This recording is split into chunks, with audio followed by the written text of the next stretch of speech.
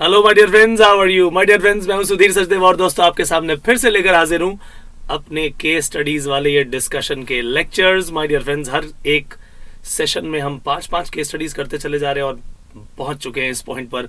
तो अब जो है ये सिलसिला आगे बढ़ेगा, लेकिन उससे पहले हमारा जो ये नया टॉपर्स बैच शुरू होने वाला है दोस्तों 1 दिसंबर से, और इसके अंदर जिन जिन लोगों ने आना है फटाफट से मई 22 के लिए ज्वाइन कर लीजिए। सारे के सारे सब्जेक्ट डिटेल में पढ़ाए जाएंगे, लाइव आपकी क्लासेस होंगी और डाउट सॉल्यूशन आपके लाइव होंगे। चैट भी कर सकते हैं, आप बोल के भी पूछ सकते हैं वहां पर।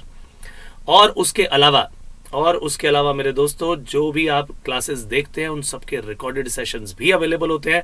आप अनलिमिटेड टाइम्स उन्हें देख सकते हैं, सारे के सारे नोट्स आपको मिलते हैं, आप उन्हें डाउनलोड कर सकते हैं।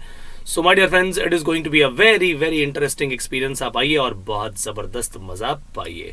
और आपको बता दूं, आज है 30 नवंबर, आखिरी दिन है इस स्पेशल प्राइस वीक का मेरे दोस्तों, तो फायदा उठा लो इसका।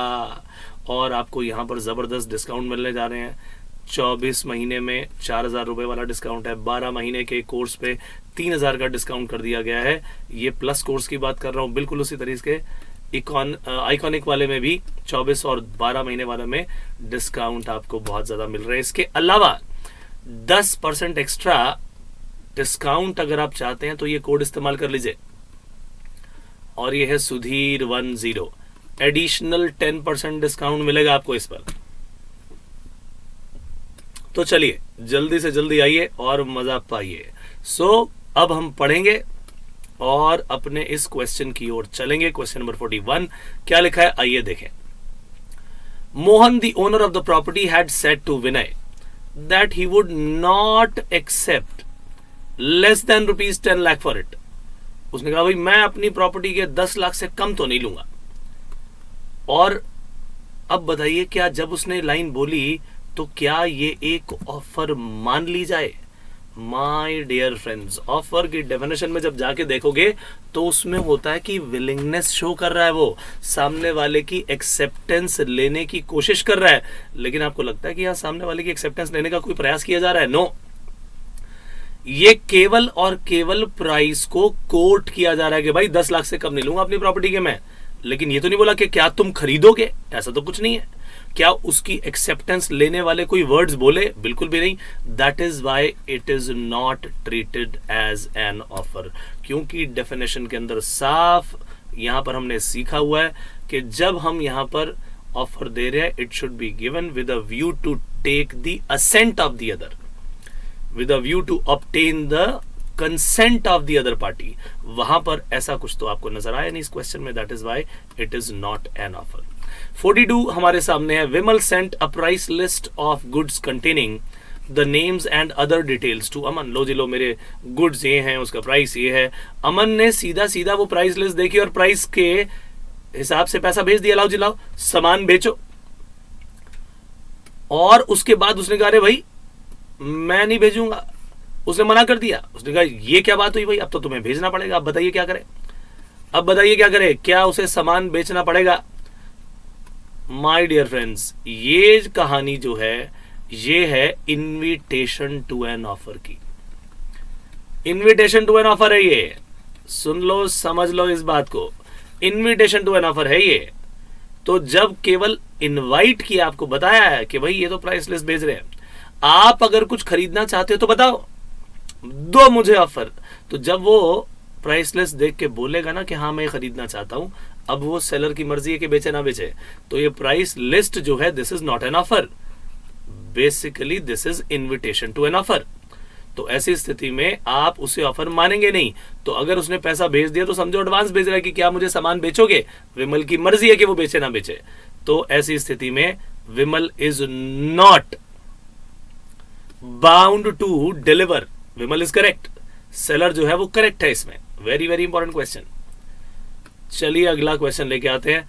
क्वेश्चन नंबर 44 आपके सामने। A prospectus was issued by X limited. Sameer applied for 10,000 shares, but X Limited did not allot any shares to him. Sameer को गुस्सा आ गया, उसने फाइल कर दिया केस कि आपने कॉन्ट्रैक्ट की ब्रीच कर दी। क्यों कर दी जी? उसने क्या कहा? He is of the opinion that company made an offer bye issuing a prospectus and he accepted that by applying for shares. अब बताइए आप, क्या वो ये केस जीतेगा? माय डियर फ्रेंड्स, वो ये केस नहीं जीतेगा, क्योंकि जो प्रोस्पेक्टस इशू किया जाता है that is not an offer. Again that is only invitation to an offer, और वो लोगों की ऑफर्स को वहां से इनवाइट करते हैं. तो जब समीर ने इसके लिए अप्लाई किया, समीर ने जैसे ही अप्लाई किया, ये है एप्लीकेशन, ये है ऑफर. अब ये कंपनी की मर्जी है कि वो उसे एक्सेप्ट करे ना करे. तो इसका जवाब क्या होगा? He will not succeed. समझे मेरी बात क्या नहीं? Very very important question. चलिए, बहुत ही शानदार क्वेश्चन आपके सामने आ गया है, और इसमें लिखा गया है, Bolton bought a business from Brocklehurst Jones who was एक मिनट, पहले यहां तक पढ़ते हैं दोबारा. जोन्स तक हमारा मार्कर चला गया, पहले यहीं तक रुकते हैं. Bolton bought a business from Brocklehurst. John, who was Brocklehurst's creditor, placed an order with Brocklehurst for the supply of certain goods. Bolton supplied the goods, even though the order was not in his name. Jones refused to pay Bolton for the goods because by entering into a contract with Brocklehurst, he intended to set off his debt against Brocklehurst. ये BR हो है, ये same बंदा है. अब सवाल ये आता है, is there any valid contract between Bolton and Jones? ये केस ही वही है, बोल्टन वर्सेस जोन्स, ये केस है पूरा. तो बोल्टन ने क्या किया? उसने ब्रॉकलहर्स्ट का बिजनेस खरीद लिया. अब ये बात जोन्स को पता नहीं थी. तो जोन्स, जो कि इस ब्रॉकलहर्स्ट का, जो कि बिजनेस का पहले मालिक था, ये उसका क्रेडिटर था. जोन्स ने ब्रॉकलहर्स्ट से पैसा लेना था. उसने कहा, चल यार, पैसे की रिकवरी करनी है, ब्रॉकलहर्स्ट से सामान ही मंगा लेते हैं, कि चल भाई चल सामान भेज दो इतना. अब वो बिजनेस तो ऑलरेडी बोल्टन को बेचा जा चुका है, बोल्टन उसका ओनर बन गया है. तो वो जो चिट्ठी थी वो मिली किसको? बोल्टन को मिली. उसने कहा चलो भाई कोई बात नहीं, हालांकि ये ब्रॉकलहर्स्ट के बिजनेस के बारे में थी, तो मैंने अब खरीद लिया, मैं मालिक हूं तो मैं भेजूंगा. उसने देखा ही नहीं कि भाई ये ऑर्डर तो बोल्टन उसके नाम है नहीं, ये ऑर्डर तो ब्रॉकलहर्स्ट के नाम था.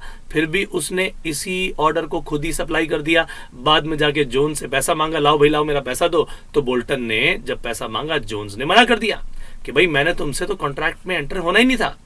I was not intending to enter into a contract with you.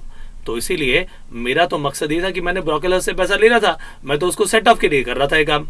So, is there any contract between Bolton and Jones? The answer is no. Bolton जो केस फाइल कर रहा है माय डियर फ्रेंड्स, वो व्यर्थ जाएगा. जोन्स को पैसा नहीं देना पड़ेगा. क्यों नहीं देना पड़ेगा? क्योंकि उसने गुड्स को ले जरूर लिया, but he was not intending to enter into contract with Bolton. वो तो कॉन्ट्रैक्ट करना चाहता था ब्रॉकलहर्स्ट में.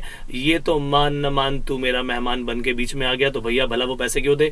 इसीलिए जोन्स को ये पैसे नहीं देने होंगे. बहुत इंपॉर्टेंट केस था, एग्जामिनेशन के लिए बहुत ही इंपॉर्टेंट. अच्छी तरह से इसे करके जाइएगा माय डियर फ्रेंड्स. आने वाले सेशंस में होगी मुलाकात, और अब मैं कुछ ऐसे सेशंस लूंगा जिसमें केस स्टडीज को लिखना सिखाऊंगा, उनके आंसर को कैसे किया जाता है, उस पर क्या ध्यान रखा जाता है, वो सारे पॉइंट सिखाऊंगा, मगर वो आने वाले सेशंस में होंगे. आज के लिए दीजिए इजाजत, मुलाकात होगी नेक्स्ट सेशन में. तब तक के लिए bye bye, take care and God bless. Thank you so much.